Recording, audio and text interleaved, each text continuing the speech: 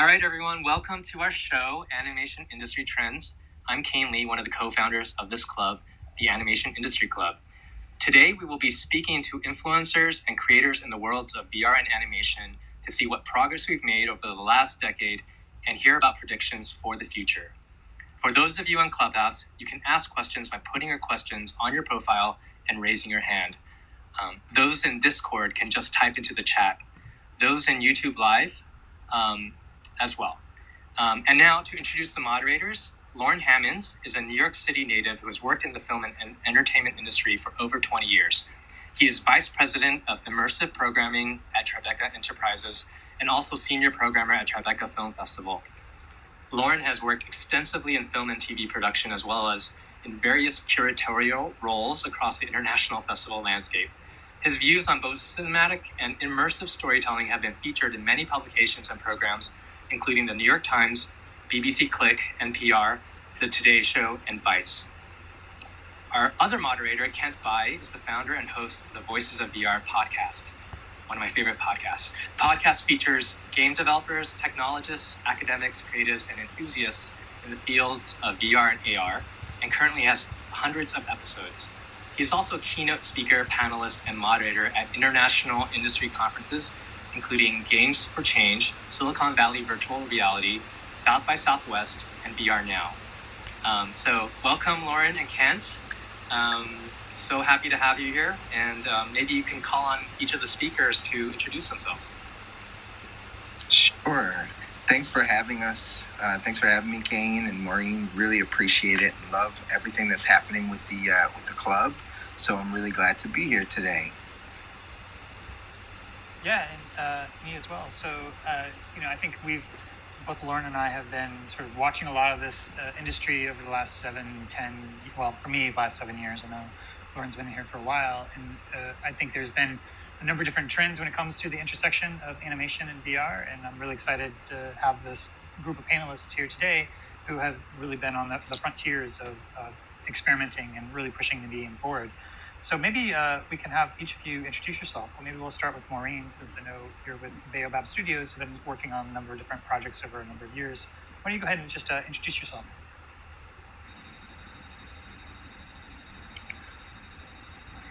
Maureen might have had to. I think her baby woke, so we can start with someone. Okay, James, go. Sure, I'll start up. So my name is James Castillo. I'm the director of Madrid Noir. I'm also the writer and creator, art director. I come from a background on design in the animation industry. Mostly as a character designer.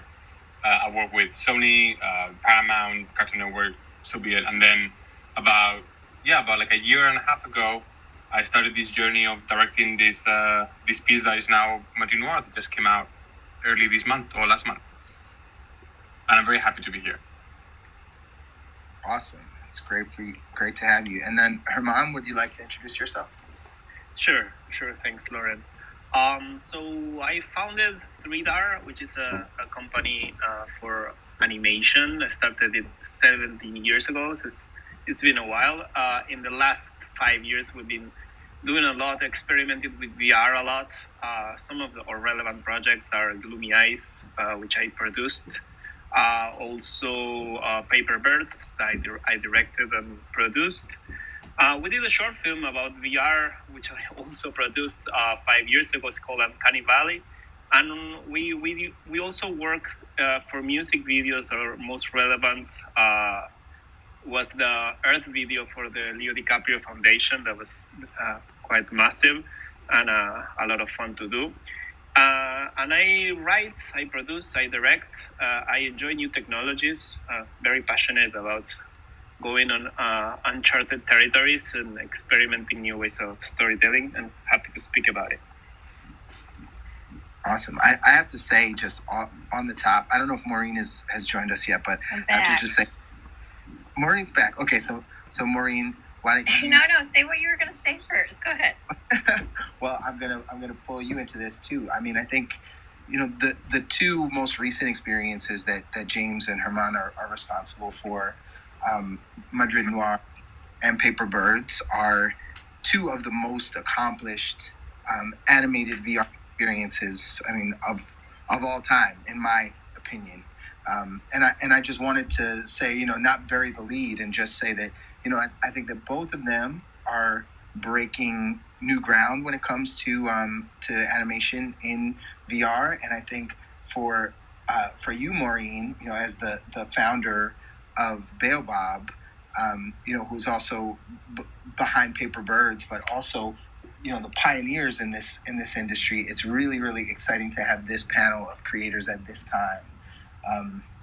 And I just wanted to say that before we got started. But we got everyone to introduce themselves, but we have to make sure that you introduce yourself as well.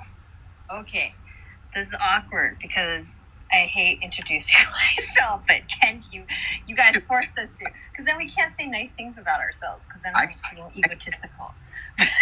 Okay, I am a co-founder of the Animation Industry Club on Clubhouse. My day job is being CEO and co-founder of Baobab Studios, a 8-time Emmy-winning independent interactive animation studio in the San Francisco Bay Area, creatively led by Eric Darnell, who is the writer-director of Ants and the 4 Madagascar films. And we just got 2 Emmy wins this weekend for Baba Yaga, and our most recent animation, Namu, which means tree in Korean, directed by Oscar-nominated Eric Oh, just premiered at Tribeca. Thank you, Loren. And other projects that we've done are Invasion, Asteroids, Bonfire, Jack, Paper Birds, Crow the Legend, and Baba Yaga. And by the way, Samantha Gordon was totally wanted to be on here, but Kent, I totally screwed up. I sent her an email asking her, and it was in the drafts folder. I never hit send. And this morning I sent her, I'm like, oh my gosh, I totally forgot to send. She's like, I would have totally wanted to be here next time. But she would have been here with us, co-founder of Tender Claws. But next time. Well, we're who's here, so let's maybe just go ahead and dive in. And for me, as I look at animation, or look at a lot of the VR pieces, some of the most compelling over the last 7 years have been these animation pieces, because I think you're able to kind of distill down different emotive aspects of characters that it may not as always translate into a 360 video or other media. And so I first maybe love to start off with some of the unique affordances of presence and what that gives you in VR, because it's different than just watching something on a 2D screen, but when you're actually immersed. I know that each of you have experimented with different scales, kind of like tabletop scale and more theatrical elements of directing attention by having the world kind of appear. So I'd just love to hear maybe some initial thoughts of this whole concept of presence when you're in VR, and then how you're able to translate the essence of that presence into how that changes how you make a VRP. Awesome. Maybe I can share a few thoughts about it. So the difference of watching something in a rectangle that is like somewhere in your field of view, or to be inside a space, is enormous. Like it's a completely different feel that like your whole system reacts differently to. So it's like some people, I'm sure everybody has seen these videos of people falling with VR headsets and hitting and doing like funny bloopers about it. And it's because part of our unconscious mind really works differently, because we partially believe that we're there, and we partially believe that that's real, and that affects us. And this reach that VR has is like, it opens a huge amount of possibilities of good things and not so good things as well, like pretty damaging things that you can do. So you have a lot more power over the audience when you're all over their face and ears with a VR device. So how can you use that in your favor? So you have to be very careful, because you can really like shake somebody if you put a lot of information. You can overwhelm somebody, and but it's also when you have that much reach to the person's core, you can get them to feel things in a faster way. You can get them to empathize. You can just rescue the sense of wonder, magic. You can even the music even touches you deeper, And what we were trying to do with these animation pieces was very much focusing about reaching the core of the one who's with the VR headset and trying to evoke these feelings or these sensations in a very experiential way. It doesn't matter if it's a zombie story or a little musician boy story, but I feel like that's the experiment. Like that's the experiment we were trying to make. Okay, so how can we use and all this context to rescue the deepest feelings inside the audience?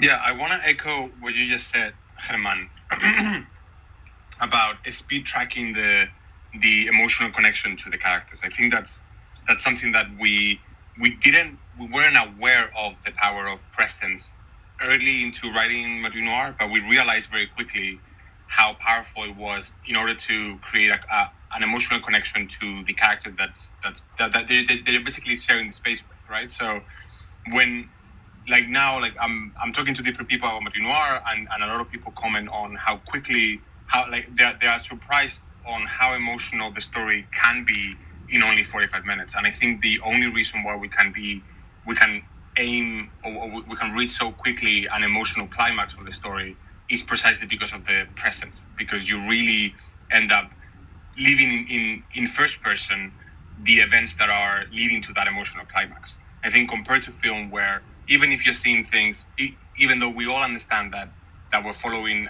a straight up narrative, you always end up feeling like you're watching the reenactment or the retelling of something that happened. Whereas in VR, because you are there when things are happening, even though you're seeing it multiple times, it does feel like you are there as events are happening in real time, and that just creates this very intimate connection with the audience. And I think like in the future, VR should try to aim at utilizing that more, because it's what makes it completely different from any other medium.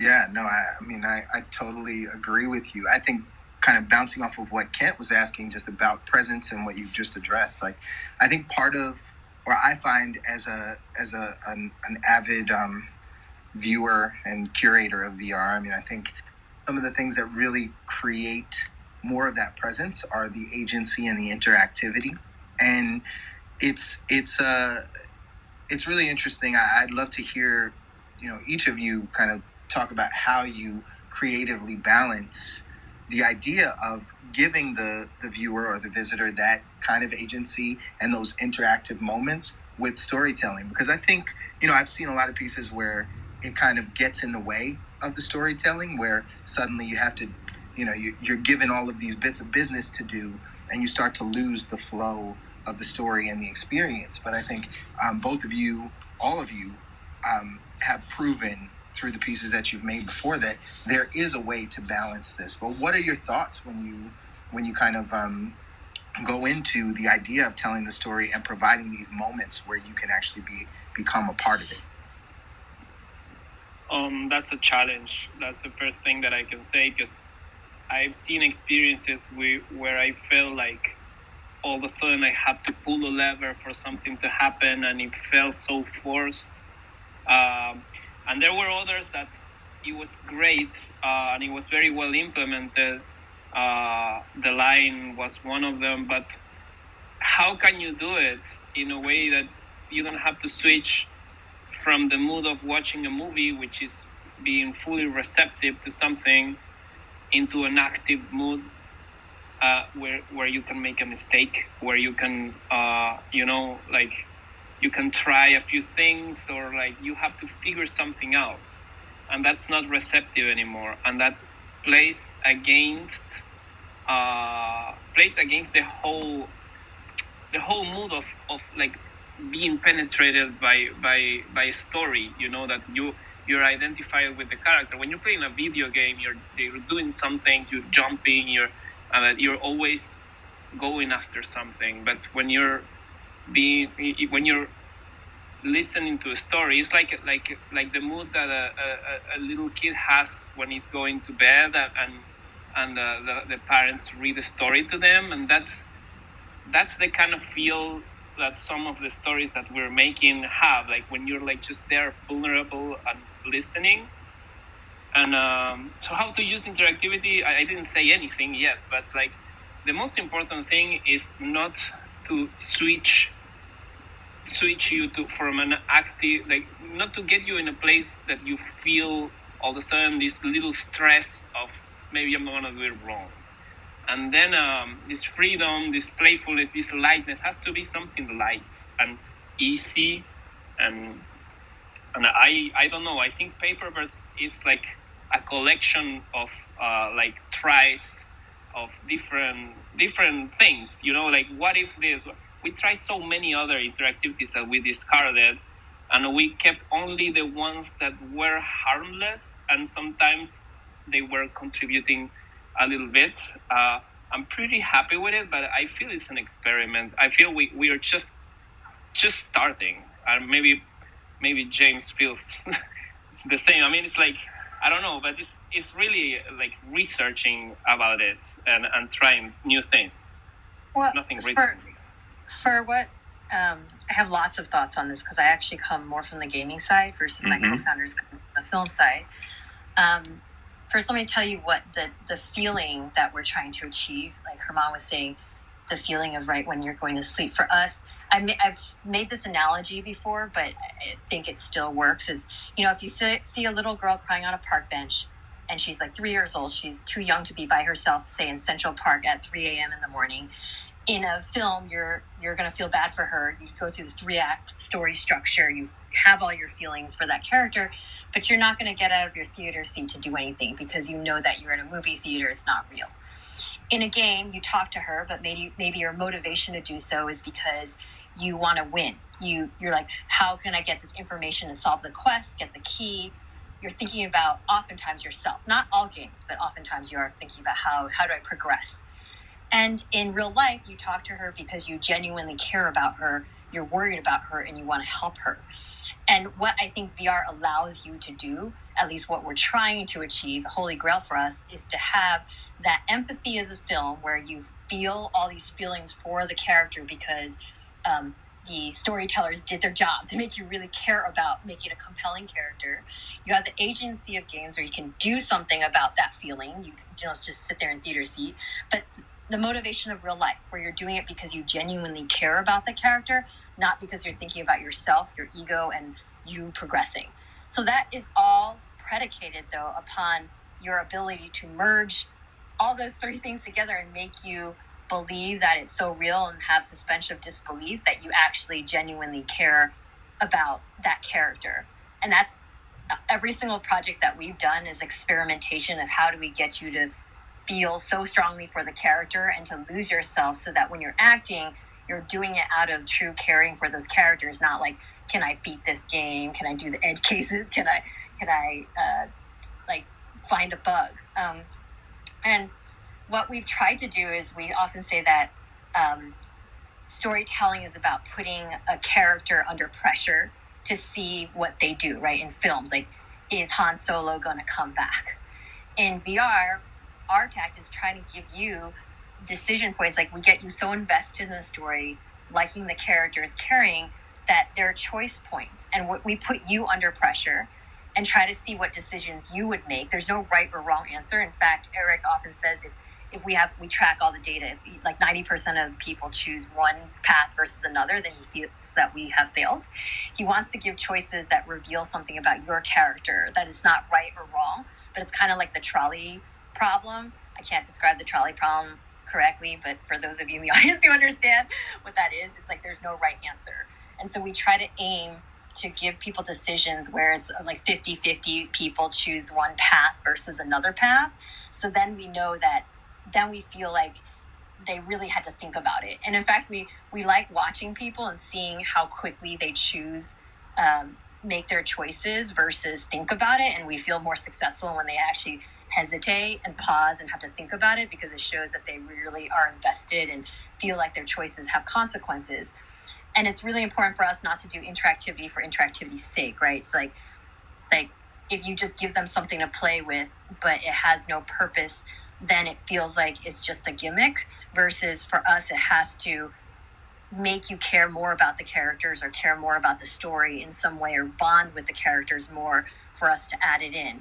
And if it's not, then it's like useless. But interactivity could be really subtle things. Like, for example, in Baba Yaga, there's this point where Magda reaches out her lantern to give it to you. And in a video game, you would just say, okay, go to the person, hand it over, or have Magda stand still and have the player go out and reach out. We do subtle things like you lean forward slightly and Magda will lean forward just the right amount to meet you halfway. So it feels more human and feels more real. That's something you might not do or spend the effort and energy and money in a game. But to us, that is just a piece of, even that subtle thing is worth it because it makes you feel she's a real living, breathing character. Yeah, James, See this? Oh, sorry, go ahead. Should I don't know. Who wants to go? I was going to ask James because I know Madrid Noir, they have different ways in which that, because some of the things that Maureen was talking about, you have ways in which that you're kind of an embodied character in a lot of the different pieces from Baobab, and so you're kind of connecting to your own embodiment and your body being connected to the surrounding environment in different ways. And I know in Madrid Noir, you kind of take a similar approach of having different ways in which that you're immersed within these environments and you're kind of searching or anything. But I'd love to hear some of your thoughts more on Madrid Noir and just agency and interactivity. Sure. Like I could echo pretty much everything that Maureen has said. I think like everything regarding interactivity having to be a narrative motivator, something that keeps connecting you to the story constantly.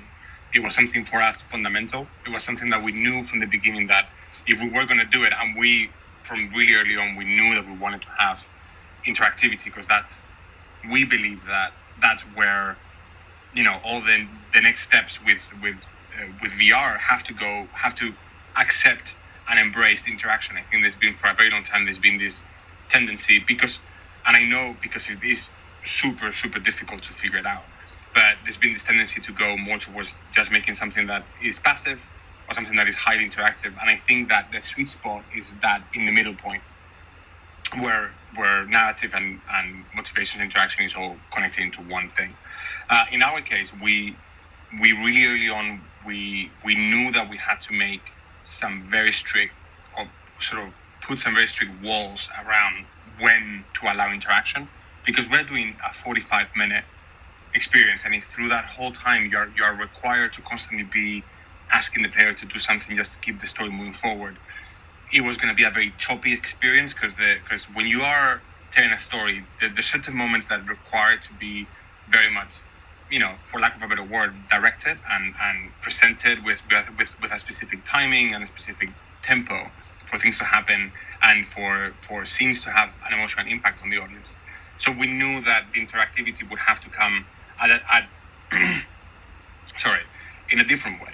And once we decided to split the narrative into two different timelines, when Lola is an adult and when Lola is a little girl, we realized that if we were to make interactivity work on the grown-up section, it would make the younger version story much more believable because you get to touch objects that are part of the story when she's telling you the anecdote. So it creates this connection where you are looking at, like, through the apartment in the case of Madrid Noir, and you find, for example, a coaster of a bar. And at the beginning, you don't know what it is, but it is basically foreshadowing. And by the way, on the coaster on the back, it's written an address and an hour. So you know that it was some sort of message or some sort of letter. And then later on, that foreshadows a very important scene that happens in a bar. So it creates this connection where you know that Lola is telling the truth because you have proof in your hands of that thing happening. So that's just an example of like the ways that we were thinking about how do you make sure that these interactions don't just fall into like a broken bag and they actually add to the believability of the scene. But yeah, I mean, definitely I think like moving forward, that's the way that and I just want to comment on something that Germán said about making interactivity as passive as possible to make sure that it doesn't interfere with the story. And I understand where you're coming from, Germán, but in my experience, I feel that forcing a little bit of a challenge, it makes people even a little bit more, not necessarily invested, but it creates it's a very rewarding feeling for the players when they figure out what they have to do, almost like doing a puzzle. And I've seen it with people that have very little experience with VR, where at first they might be sort of having a bit of trouble sort of maneuvering through the world and touching things and grabbing things. And then you can see their satisfaction when they know how to do it better and they just get the flow of it. And I think that that's something that you cannot ignore. I think having that very subtle, I'm talking a very subtle, sorry for that car. A very subtle, what do you call it? Like a curve, a learning curve. I think it always plays in your favor because it makes that experience more unique than other things because people get to figure out how that specific experience works. Anyway, I think. No, not at all. I think that this is fascinating because I also think about what Maureen started saying and really tracking the evolution of this, right? From Invasion, right? From the first Baobab experience, which is a more passive experience, right? It's a 360 piece, but of course there's interactivity in 360 anyway. But there are those connections with the characters that are built, the connection with the bunny, which we've talked about so many times. Like, I'd love to dig more into the process of how you make those decisions of when too much, when is it enough? When is it too much? In terms of how you're doing that as creators on each of your passes, and as you develop the story, as you develop the storytelling, as you develop those moments that do push the story forward and do offer the person in the headset, those moments of agency. What is that process like? I think it's very different. It's especially interesting too in the context of animation because we're already dealing with suspension of disbelief, right? Like, this is you have these characters.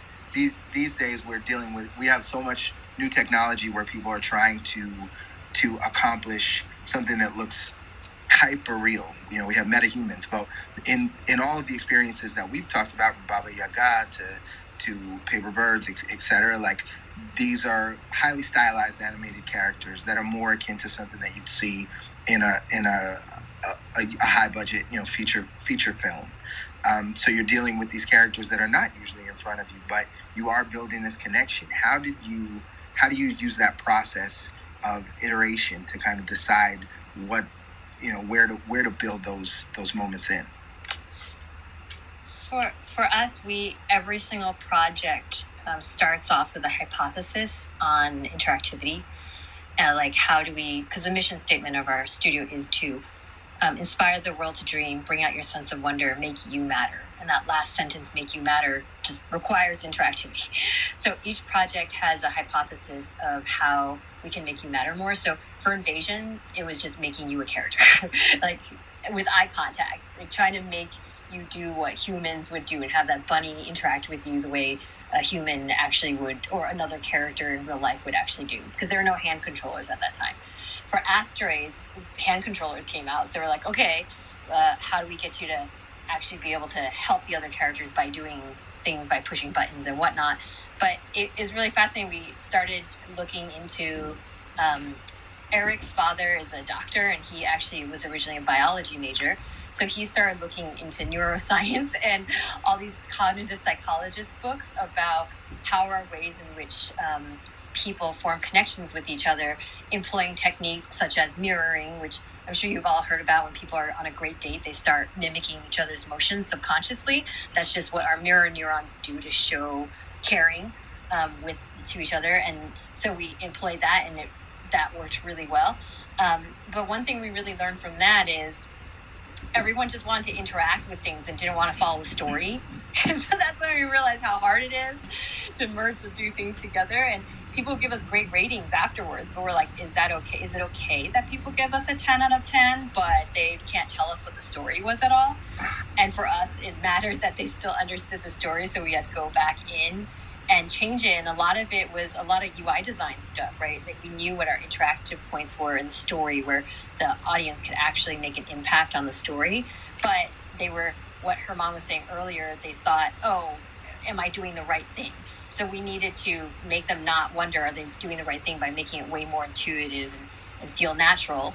With Crow the Legend, our hypothesis is, can we make interactivity, can we make the experience feel like a toy, where you're not so stressed out about, if I don't do this, it's a wrong consequence. Instead, what does it feel like to just move your arms around naturally, like you're conducting music and conducting the weather? So that worked out well too. And then Bonfire was our extension from Asteroids, which was, hey, can we make it so that no matter what it is that you do, it's not like, now's the time to interact, now's the time to watch the story, now's the time to interact. That's like totally not like real life, totally breaks you out of immersion. So he said, we want to let you interact the entire time. You can do anything you want the entire time, and the experience will completely adapt to what you do by creating a state machine and AI, which meant we had to figure out every single edge case to give the audience complete freedom.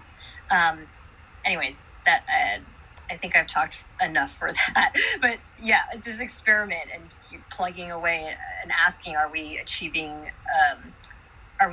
what we set out to do, and is it working or not? And we bring in a ton of audience members to show us and to observe them and see what they're doing to see if we've achieved it or not. That's it's so impressive that you, like, all the work that you guys have done in VR, like, it's we were referencing a lot of the stuff that you guys were doing, and really arguing amongst ourselves, like, what they accomplished with this piece and what can we learn from it. And I have to just, like, side note, thank you for guys like doing such amazing work in VR. In our case particularly, we were trying really hard to make sure that we created a character that felt layered and had like three dimensions, and you would leave the experience not just empathizing with her, but like feeling that you've met an actual person. So a lot of interaction. But when it came to interaction, we kind of had these two different routes, because some of it is plot specific. So it almost felt like we had to pretty much work out the entire story, the entire plot, all the development, the mystery, all the noir elements, all that stuff, to then go back to the interactive sections and be like, okay, how can we foreshadow the stuff that happens at the end? Or how can we emphasize the feeling of guilt or fear that the character was feeling at that point, if we do anything with interaction to do that? So it was quite, like, it wasn't straightforward at all.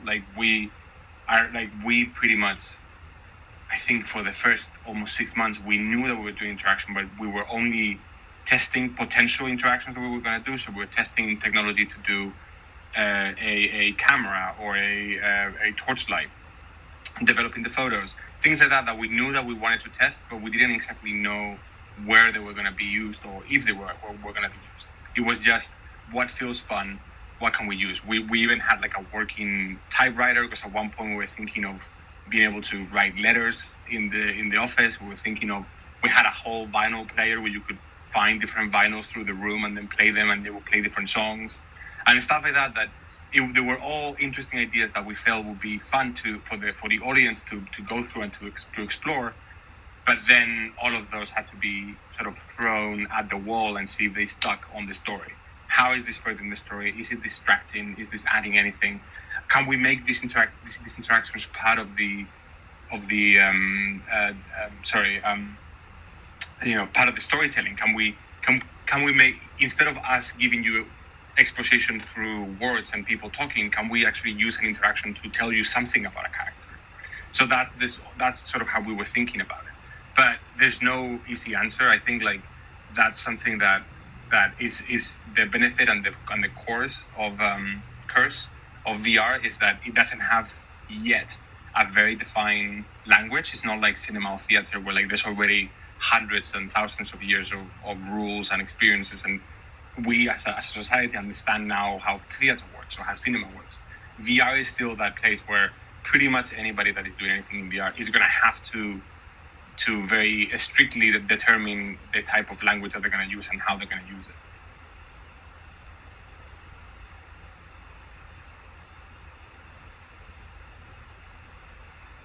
Yeah, and we have a question from Discord, and but I also want to just add a couple of reflections. Just that I remember talking to Eric Darnell back in 2016, and he was saying that there's this existential tension between the storytelling, which is a time-based medium where you tell the story and you're in complete control, versus the game, which is much more about exerting your will into the experience.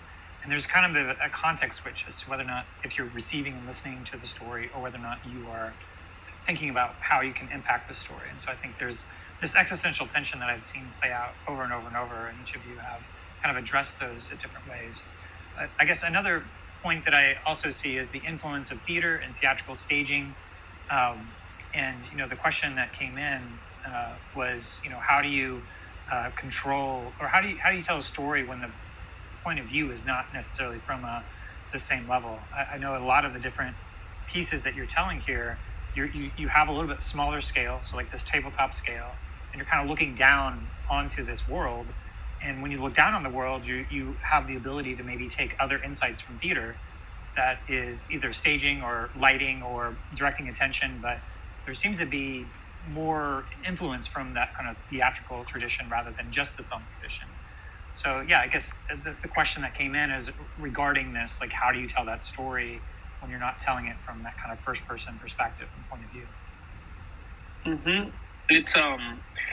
It's different. So it's a different medium. You have like going to the theater is different than watching a movie. It's closer to VR in a way that you feel like you're closer to the action.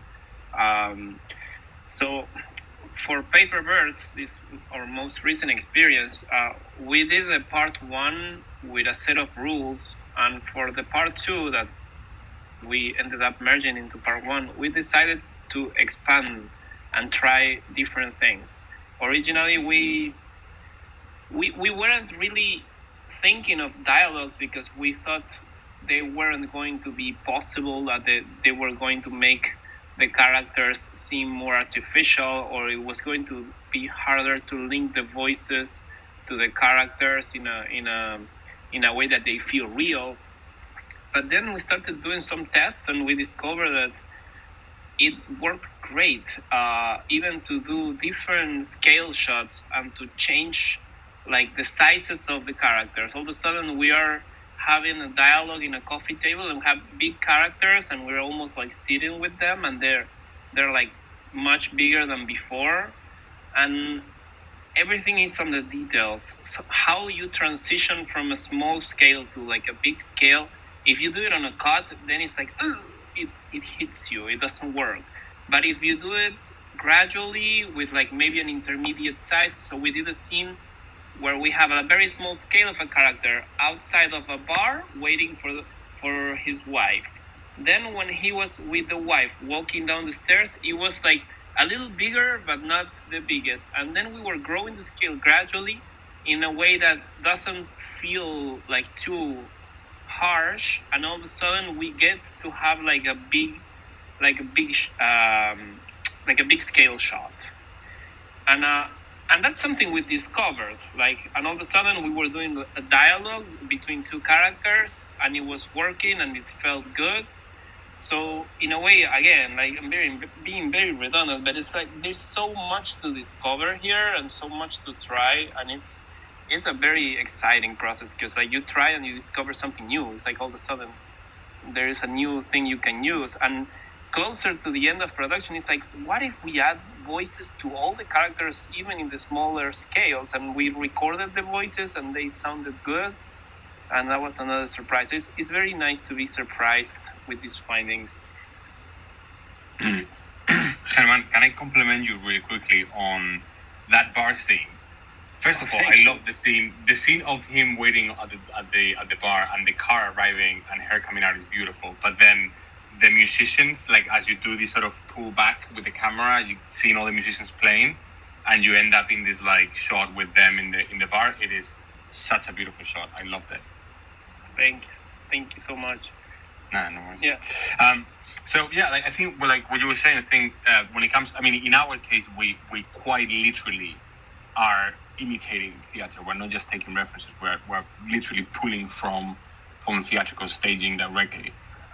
In our case, I always felt that and this is very subjective, and there's no sort of rule of right or wrong, but I always felt that sometimes if you use the audience too much like a camera, it detaches you even more from the story, because it takes a little bit away that sense of presence. And if you're moving around, I never liked too much being moved around as a camera in a VR setting. So in our case, I always felt like in VR, I always felt like theater was a much easier translation, because like in VR, when you watch in theater, you are on the same space as the actors and the set changes and the clothing and the music, and everything is happening in the same space as you are. So I always thought that if we were to use those rules of transitioning from interiors to exteriors by only creating a few props and only taking a few things like we do in theater, we would be like making much faster transitions from scene to scene, and the player or the audience will be able to follow the story much better. Because my fear is always that the more the more changes you do, you're always losing that half a second or a second where the audience is trying to figure out the setup of the scene before they can actually follow the action and follow the story. And I was always very afraid that, because I knew that we were going to have, again, a 45-minute thing, like if every few minutes, like I give you a cut and it takes that second for people to like reassess where they are, we were going to end up with quite a slow moving story. So to me, it was more, how can I do something that is fast and is clear? And theater became the answer. When it came to doing these diorama, we call them like diorama miniature setups, it was always because of the same reason. The thinking process behind was, I need the audience to be able to follow character A following character B through a street in Madrid. I can either do that in a very big street, but that's going to require the audience to move their neck or move their body, for like 280 degrees. Or I could just make the set a little bit smaller, and then they can follow the same action, but from like a much higher view and much quicker and much easily. But it was always, all these decisions were not aesthetic, were mostly just because they gave us the quickest narrative result.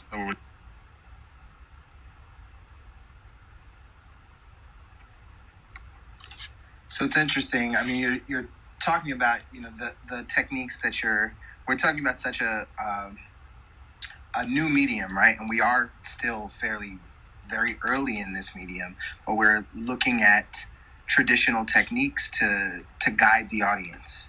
I'm curious to dig in more on that, about the kind of blending of techniques that you've done, including the staging, but like more looking into the future even further, and kind of doing a little bit of we'll take out the crystal ball right now and talk about what we think people might use, or what they are starting to use now in animation specifically, and how my curiosity is kind of around live performance. I'm very, very curious to see how you think, as creators, how you think this might affect animated VR experiences in the immediate future. There's a real connection built to all of the characters that we've been talking about in all of your work already. But as I mentioned, they appear in more traditional animated ways. But of course, we can use techniques like motion capture to puppeteer these characters, etc. What do you think about, there's a lot of pieces that are using live performances now and doing things that are more akin to theater, like Finding Pandora X. So we mentioned Samantha Gorman before with Tempest, and Welcome to Respite is a piece that we had this year at Tribeca as well. But even a few years ago, Bail Bob came to Tribeca with a piece called Jack that was a live restaging of Jack and the Beanstalk, essentially an immersive theater production for an audience of one.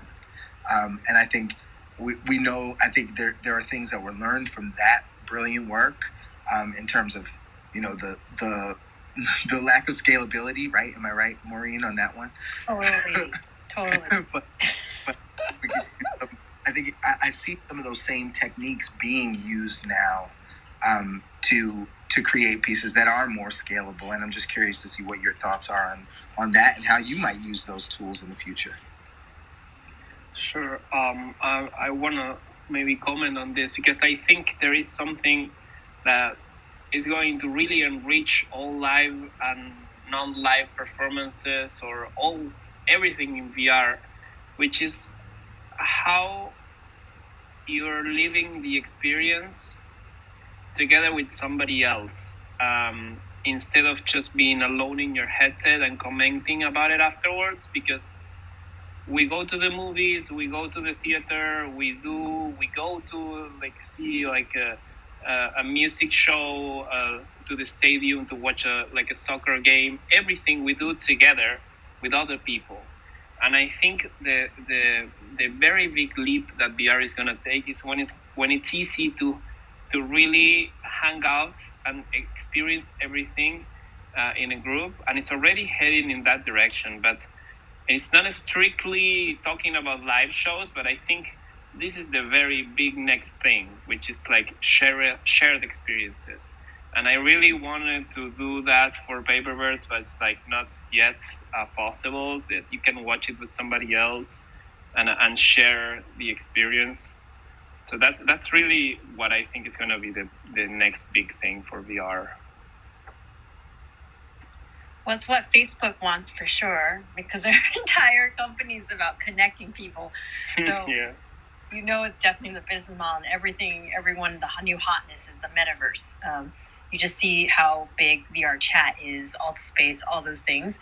So definitely doing things with other people. I think the live performance aspect is the tender clause stuff. I think that is a better business model, but it's still difficult because versus if you were to allow the users themselves to create their own content with each other and interact, that's a much better business model because it's UGC and you're relying on your individual nodes, each person to create that live fun rather than one specific actor. The main thing about live performances though is I feel like for it to be a viable, especially when LBE was a big thing, the way for someone to make money off of that is based off of dollars per square foot, right? Of course, if you're doing it virtually, then that gets rid of that. But if you're doing it in a physical space, dollars per square foot matters. And so it's how much repeat traffic can you get? And for you to get repeat traffic, that requires you to have constantly new stories or new IP for people to come in over and over again. That's why also having a UGC or having multiplayer where one person gets to interact with a completely different person rather than with the same actor is really interesting because then there's no set story. Each person brings something completely different and changes the experience. That might get you to come back and do repeat views. But just having an actor, unless they're going to completely change every single time on scale, that's still not as great of a business model as if you could have all individuals being with each other and completely creating new experiences every single time. But it's also why, for example, The Void, right, constantly getting new IP was really important. First, I'm going to do Star Wars is going to get people out of their homes into those locations. But next month, what are you going to have? You have to constantly refresh your IP and content to get people to come back again and again.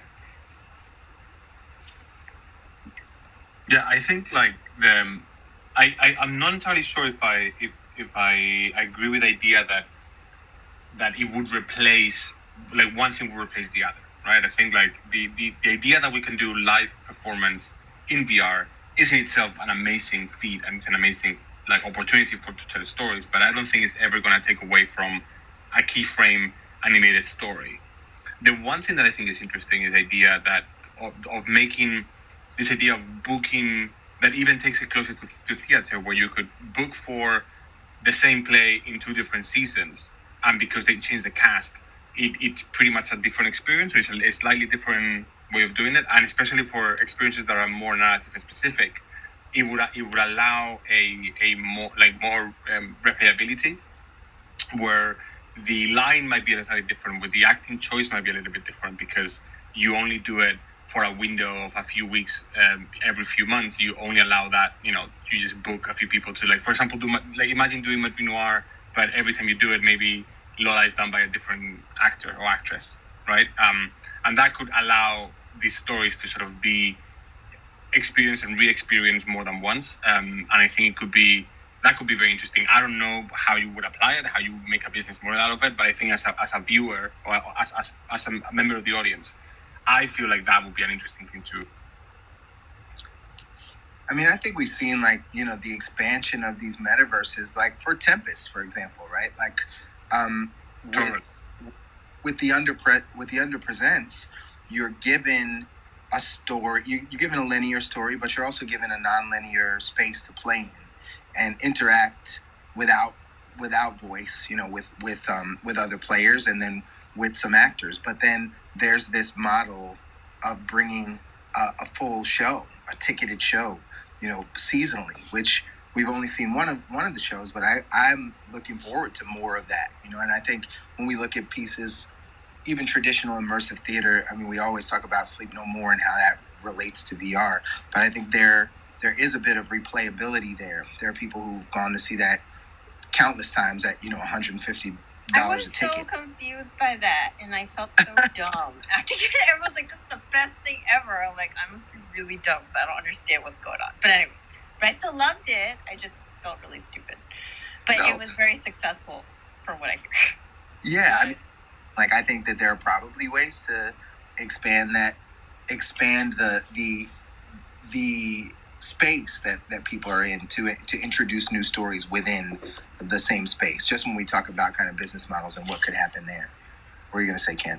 Yeah, I was just going to jump in because there's a couple of threads here that I wanted to sort of pick up on and then sort of put back to the panelists that we have here, which is that you have something like Then She Fell, which is an immersive theater piece that was only to 15 people, right? And it was in some ways not totally makes sense, but the ticket prices were enough so they're able to kind of both make rent and pay everybody.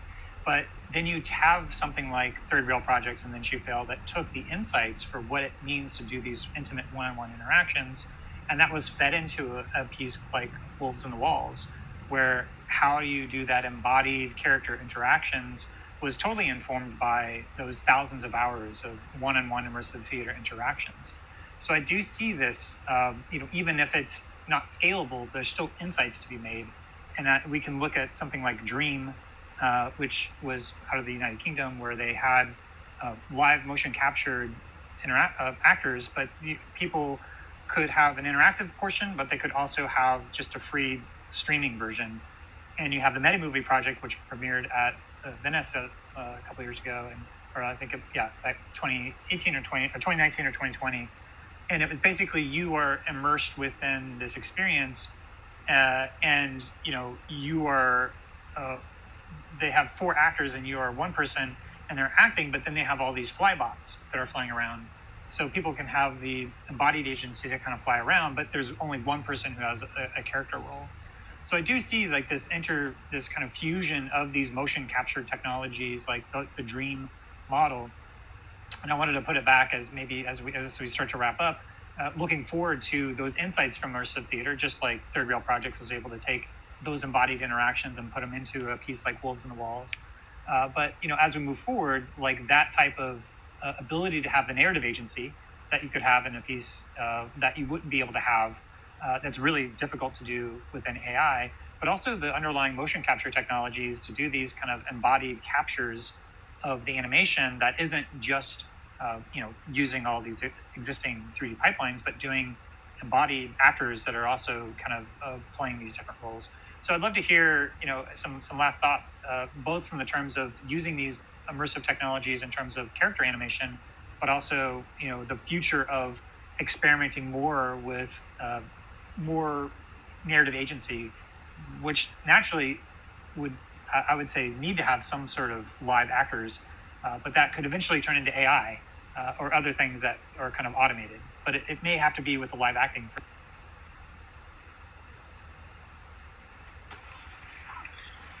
Herman, did you want to go? I see you're not muted. I think I want to just comment on there are so many things even that are yet to happen. We see like all the the streaming services are really changing the way like traditional content is broadcasting, and we have the boom of the series now, and in VR we don't even have yet just like a story that continues with episodes, and we're experimenting with format at this time. And I think interactivity, if we have like a longer, like a series that all the time we think of like 24 episodes, something like a regular series, then maybe we can just like put interactivity in different ways and different times and build up the characters in different ways. So it's like, feels like at this point for me, everything that I see is still prototype-ish. Like I think I've seen amazing products, and I think Madrid Noir is one of them also, but it's always like, like feels like a prototype of something that at some point could be massive or anything. And there are many things in the technology, but I think as the headsets evolve and they become more like better in every way, and AR merges with VR and everything, all this like research, like individual efforts of research that we've done, all of a sudden we're going to be able to apply into like longer formats, more massive formats, and then we might be surprised. Like I don't have much else to say. It's just that this is how it feels for me at this stage. I definitely, at least for us, this is less on just technology side, but I'll get to technology. There's been a lot of interest for our IP from that we've created in VR and now are getting turned into feature films. So we have a first look deal with Fox, Disney for our IP to become feature films. We have books as well, and there's more coming that I can't talk about right now, but there's an interest in seeing this IP that has been created in VR then to extend outside. And there's some components of the interactivity where these big studios that IP houses are interested in. I can't go into much more than that, but I will say real time is definitely a big deal. A lot of the engineers that work at our studio come from traditional film, but all they've been doing is working in games, like in real time for the last 6 years that we've been in existence. And we've also brought in a lot of our staff are from games too. So we've been working specifically in real-time game engines. We've created both VR versions of our projects as well as 2D versions of our project. Baba Yaga is actually shot in the first person for the 2D version. We haven't released that one yet, but that's the one that was submitted for the Emmys. So we are able to utilize pipelines and technologies that we've created for VR for also traditional format as well. And that's ended up helping us with efficiencies. And I think a lot of studios are interested in learning more about how we did that. 100%. I think that the overlapping of real-time technology, especially moving into sort of flatties or like the traditional filmmaking techniques, is definitely like, right now I feel like if you're a studio, an animation studio, and don't have people working on updating your pipeline with real-time engine, you're gonna be doomed within the next 5 years or so. But going back to Kent, what you were saying about that idea of even bringing AI, like I didn't say anything before because just the idea of that felt so scary and crazy. But I always have this like when it comes to procedurally creating content, there's always that fear of, like, we animators or people that really love animation, we are extremely nitpicky with very particular choices and very specific, results that we're looking for. And I don't know to what degree, especially when it comes to stylized looking animation, that motion capture or even AI or embodied actors would be able to work. I think it could definitely spin into something else where you are kind of making content that is able to be generated much quickly. But I don't know to what degree that would work within the animation world. I don't know, just my 2 cents on this. Well, I know we're at the end of the hour. I don't know if Maureen, if you wanted to do the wrap up or how you sort of end things, or if you usually stop or. Kane is here Okay. Can you do it? I'll wrap it up. Thank you so much, everyone, for spending your lunch hour with us. Thank you, Lauren Kent, for moderating, Herman, Maureen, and James for representing your amazing work in studios. I hope you've all enjoyed the show. If you liked it a lot, please donate to us. You can click on Maureen, and we can hire an intern to help us. We all have day jobs, and we hope you're enjoying our programming. Next Wednesday at 12:30, we will be discussing work-life balance and being a parent. No, actually, we're going to switch it for next week. Oh. So TBD next week. TBD. Something super exciting, guys. Okay, we will announce soon. Please follow the Animation Industry Club to access these talks. Also, if you have a topic request, please DM us either at Animation IN Club, and that information is on the club's profile page. But thank you all. This was a lot of fun. It's been an absolute pleasure. Thank you so much, guys. Wait, one last thing. How can Herman and James, how can people access your content? Oh, well, Madrid Noir is at the moment on the Oculus Quest store only for the next couple of months, and then soon it will come into Steam to be available for any other headsets. And if you guys want to follow up the project, you can just on Twitter is @MadridNoir. The studio that made it is No Ghost. We just add No Ghost, and if you want to follow me online, it's @Murfish MURFISH. Yeah, that's it. Yes, and also Paperbirds. Just Google Paperbirds Quest, and it's gonna show up. It's for Oculus Quest, for Oculus Quest 2 preferably. And I have a few keys. If anybody wants to check it out for free, I'll be happy to send them to share a few. Just send me a private message, and I'll share with you. And congratulations both to Paperbirds and for Madrid Noir for your VR award nominations. I know, I was just going to mention it. Yeah, we just found out today. That's great. Great news. Well done, Herman. Guys, thank you. Congratulations to you too, bro. And congratulations. Amazing. To Maureen and Kane as well. Congratulations on the wins. Thank you. Oh, thanks. And thank you, Tribeca, for hosting us every year.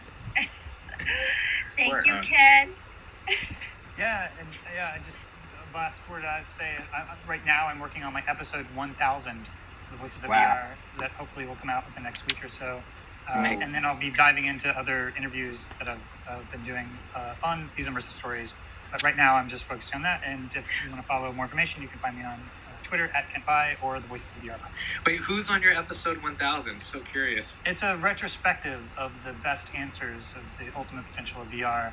So it's going to be lots of people kind of covering what the most mind-blowing answers to the ultimate potential of VR. Awesome. So it's kind of like a retrospective. Kent is not to diss other journalists, but lots of journalists just go to the surface. I've never been so grilled in a good way by anyone other than Kent, who goes super deep into understanding this. But it's because you've been there from the very beginning. So thank you for keeping our industry alive and making sure that people understand it. So thank you. We were all terrified of going to the interview when we did it because it was so intimidating. So I've recorded about 1,600 interviews, and this episode 1000. So I have a lot of other interviews that I want to get out there as well, covering lots of early days of Gloomy Eyes and other pieces of Battlestar and other stuff that I haven't had a chance to release yet, but hopefully it'll be out there soon. So yeah, just really cool background. But yeah, thanks for hosting this animation club, and I'm glad that this community is going on, and look forward to, for each of you, what you continue to create in the XR space. Thanks, Thank you. Thank you. Thanks, everyone. Thank you. Bye. Bye. Bye-bye. Bye.